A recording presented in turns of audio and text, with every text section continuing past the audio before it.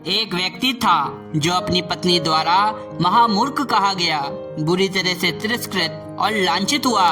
बात उसके गुप्त मन में लग गई। उसे बड़ा बुरा लगा। उसने पत्नी को छोड़ा और बड़ी आयु में विद्या अध्ययन में लग गया।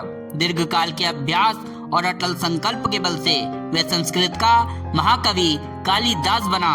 समग्र भारत उसकी प्रतिभा और विद्या से चमत्कृत हो उठा। उसके गुप्त मन में काव्य शक्ति का वृहद भंडार छिपा हुआ था। एक डाकू था जिसकी जीविका का उपार्जन मुसाफिरों को लूटने और हत्या करने से चलता था। एक दिन एक मुनि उसकी पकड़ में आ गए। उसने उन्हें भी मारना चाहा, पर उन्होंने विनीत भाव से उससे कहा, जिन व्यक्तियों के पालने के लिए तुम इतने व्यक्तियों की हत्या का पाप अपने ऊपर ले रहे हो, क्या वे तुम्हारे इस पाप में भागीदार बनेंगे? जाओ और अपने परिवार वालों से पूछो। डाकू चला गया। उसने यह बात पूछी, लेकिन उनका उत्तर सुनते ही उसका चेहरा उतर गया। उनका उत्तर था, हम तुम्हारे आश्रित हैं, पाप पुण्य से हमें क्या प्रयोजन? उन्हें ज्ञान हुआ। वे बदलकर महर्षि वाल्मीकि बन गए। उनकी गुप्त शक्तियाँ यकायक खुल गई।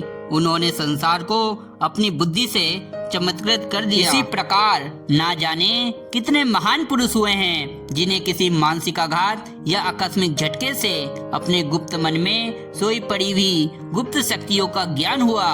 उनके जीवन का पृष्ठ बदला और वे अपने गुणों से संसार को चमत्कृत और विस्मृत कर गए। आप में भी असाधारण गुप्त शक्तियों, मन, शरीर, आत्मा की असंख्य शक्तियों का भंडार छिपा हुआ है। खेद इस बात का है कि आप अपने को साधारण प्राणी मानते हैं। आप कभी भी ऐसा विचार नहीं करते कि हम में दिव्य और आश्चर्यमयी शक्तियां छिपी पड़ी होंगी। सच मानिए, आप शक्तियों के वृहद भंडार है। घोड़ों को यदि शारीरिक शक्ति का ज्ञान हो जाए तो वे हमारे वाहन न रहे।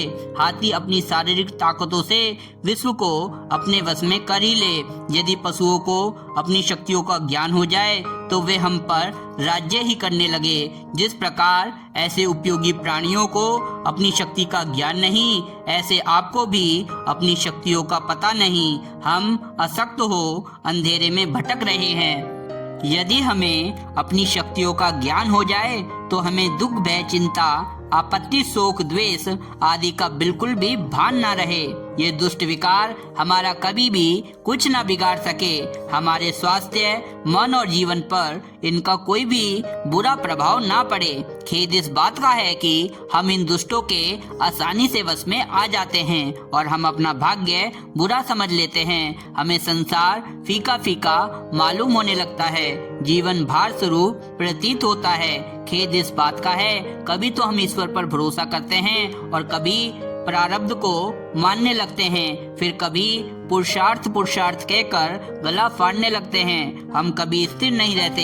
हमारा मन सदैव इसी प्रकार डामाडोल रहता है। हम पूजा पाठ भी करते हैं, पर जब अल्पकालिक और अस्थिर मन से करने के कारण धन दौलत या सिद्धि प्राप्त नहीं होती तो हमारा विश्वास इन सब पर से उठ जाता है और हम इन्हें ढोंग मानने लगते हैं। वास्तविक कमजोरी यह है कि अभी हमें स्वयं पर, अपने ऊपर विश्वास नहीं है। याद रखिए, सतत परिश्रम और एक लक्ष्य सिद्धि से ही भाग्य बनता है। जनता की सतत इच्छा साधना से देश उठता है। इच्छा एक प्रबल शक्ति है जो अपना मार्ग खोजी निकालती है। मूर्खों का प्रारब्ध एक बहाना मात्र है। वास्तव में प्रारब्ध या तकदीर कोई वस्तु नहीं जिसे विचार करने का मार्ग मालूम नहीं है, जो प्रत्येक कार्य के पीछे काम करने वाले कारण को नहीं जानता है और जीवन के तूफानों से सदा डामाडोल रहता है।